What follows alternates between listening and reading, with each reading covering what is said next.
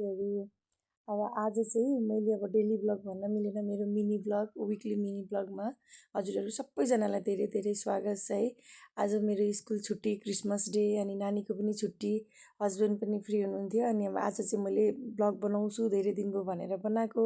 अनि आज चाहिँ नानी एकदमै एक्साइटेड छ। बिहान उसलाई उठाउँदाखेरि नै ऊ सान्टा, नानीलाई चाहिँ जहिले हरेक क्रिसमसमा सान्टाले गिफ्ट दिएको भनेर हामीले उसलाई के उसलाई युज हुने चिज राख्ने गरेको थियो। यसपालि चाहिँ उसलाई अब ऊ बुझ्ने भयो नि त, एउटा लेटर बनाएको थियौँ। त्यो लेटरमा चाहिँ उसलाई रुल्स थियो क्या, एक दुईवटा जुन डिसिप्लिनवाला हुन्छ नि घरमा गर्ने, त्योहरू बनाएर गिफ्ट बनाइदिएको थियौँ। अनि म छिटो छिटो गरेर नुहाइदिए गरेर माथि किचनमा गएँ। अनि नास्तामा आज हामीले चाहिँ बाजरीको रोटी, यो चाहिँ स्पेसल्ली मारवाडी नै डिस हो है डियर, मारवाडी डिसमा बाजरीकी रोटी बनाएँ मैले चाहिँ। आज हामी तिनैजनाले सल्लाह गरेको थियो कि बाजरीको रोटी, सक्खर अनि घिउ। हजुरहरूले कसले कसले खानुभएको छ यो जाडोमा चाहिँ बाजरीको रोटी, सक्खर, घिउले? यसले चाहिँ हेल्थ एकदम राम्रो बनाउँछ। तिनटै हेल्दी चिज भयो नि त, जाडो महिनामा खाँदाखेरि चाहिँ डाइजेस्ट हुन्छ भन्ने। अनि बाजरी पनि अलिक हेभी हुन्छ, यसले चाहिँ राम्रो लाग्यो भनौँ न। म पनि बिहा गरेपछि मात्रै मैले पनि खाएको, नत्र भने मलाई थाहा थिएन यसको पनि यस्तो रोटी पनि हुन्छ भनेर। अनि मलाई चाहिँ साह्रै मनपर्छ, मलाई मनपर्छ, मेरो हस्बेन्डलाई, मेरो घर परिवारमा सबैजनालाई नै मनपर्छ। इभन मेरो नानीले पनि आज मजाले खाएको। उसले चाहिँ यसरी ब्रेकफास्टै हुने गरी चाहिँ फर्स्ट टाइम नै ल्याएको थिइन्।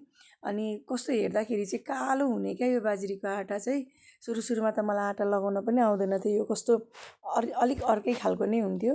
तर हिजो आज चाहिँ म एकदम मजाले आँटा लगाएर त्यसलाई फल्का जस्तै गरी बनाएर अनि गर्छु। म चाहिँ साथीहरू मर्निङमा नास्ता बनाउँदाखेरि नि सँगसँगै आफ्टरनुनको लन्च पनि रेडी गरिहाल्छु क्या, सजिलो हुन्छ नि त।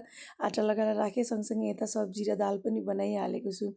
आज नानीले चाहिँ थकालीवाला दाल खाने भन्छ क्या, कालो दाललाई।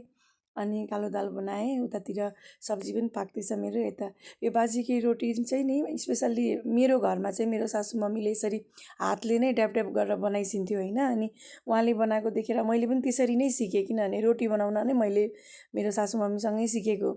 अनि पुरै रोटी फाल्कै बनाए जसरी म चाहिँ यसरी पुरै पकाउँछु, सेक्छु है। कोहीले चाहिँ यसलाई हाफ सेक्नु हुँदो रहेछ।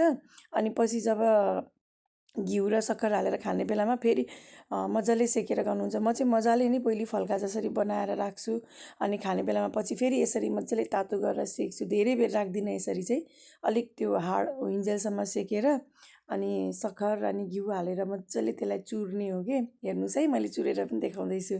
अनि मजाले चुरेर घिउ हालेर सक्खर पनि त्यो जुन यताउति पाउँछ नि नर्मल सक्खर, त्यो सक्खर होइन, हामीले चाहिँ राजस्थानबाट मगाएको हो नि यो सक्खर, राजस्थानको सक्खर हो। अनि मेरो छोरी चाहिँ साह्रै खुसी थियो, आज मक्ख परेको थियो, उसलाई एकदमै मिठो लाग्यो भनेर। अनि हस्बेन्डले पनि त्यही खानुभयो। हामी तिनैजनाले आज मर्निङ ब्रेकफास्ट यही खायौँ। अनि आज हामीलाई घरको पनि सामानहरू ल्याउनु थियो, जोगबनी जानु थियो, हस्बेन्डको आफ्नो पनि काम थियो। अब नानी कहाँ छोड्ने होइन। अनि छिटो छिटो नास्ता गरेर मेरो आफ्टरनुनको खाना बनाइसकेको थिएँ। त्यसपछि हामी चाहिँ तिनैजना जोगबनीको लागि रेडी भएर हिँड्यौँ है, नानीलाई पनि लिएरै गयौँ। अनि मैले सोचेको थिइनँ आज जोगबनी जाँदाखेरि, क्रिसमसको दिन हो, आज चाहिँ त्यस्तो खासै भिड हुन्छ जस्तो लागेन क्या। त्यही भएर म हिम्मत गरेर छोरी पनि लिएर जोगबनी गएँ। मलाई नि साथीहरू जोगबनी जाँदा यो विराटनगर बस स्ट्यान्ड क्रस गरेपछि जुन रोड छ नि, साह्रै राम्रो लाग्छ त्यो रोड क्या। कस्तो हरियाली बनाएर प्लान्टहरू लगाएको भने जस्तो लाग्थ्यो। तर किन होला आजकल त्यो ग्रासहरू निकालेको छैन। त्यो रोड कस्तो राम्रो लाग्छ क्या त्यता हिँड्दाखेरि। आज त साथीहरू जोगबनीको भिड, ओ माई गड, यस्तो डेन्जरवाला भिड थियो। म घरदेखि नै भन्दै थिएँ हस्बेन्डलाई, आज त क्रिसमस हो, सबै मान्छेहरू यता विराटनगरतिर चाहिँ होलान् भिड, उहाँ त हुँदैन भन, तर भयानक डेन्जर भिड। हामी धेरै बेर जोगबनी बस्नै सकिनौँ। अनि फर्किहाल्यौँ। त्यसपछिबाट नानीले पुच्का खाने भनेर हामी दही पुच्का खायौँ।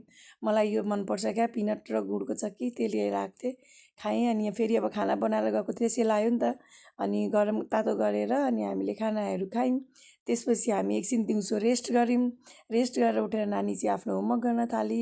अनि म पनि उठेर बसिरहेको थिएँ, हस्बेन्डले चिया ल्याएर दिनुभयो, आफू कफी खाँदै हुनुहुन्थ्यो। Thank you so much dear hubby. अनि त्यसपछिबाट मेरो आजको दिन सबै सकियो। अब फेरि टेन्सन, म चाहिँ रुन खोज्दै थिएँ क्या, ला आजको दिन सक्यो, छुट्टी सक्यो भनेर। हामीले चाहिँ राति डिनरमा आज कस्तो यमी भक्का, म अहिले पनि हजुरहरूलाई भन्दैछु, यस्तो मिठो भक्का अनि आलुचप त्यही खायौँ। अनि नानीले पनि अलिअलि ट्राई गरिन् आज चाहिँ। अनि भक्का र आलुचप खाना पाएपछि अनि कस्तो रमाइलो आज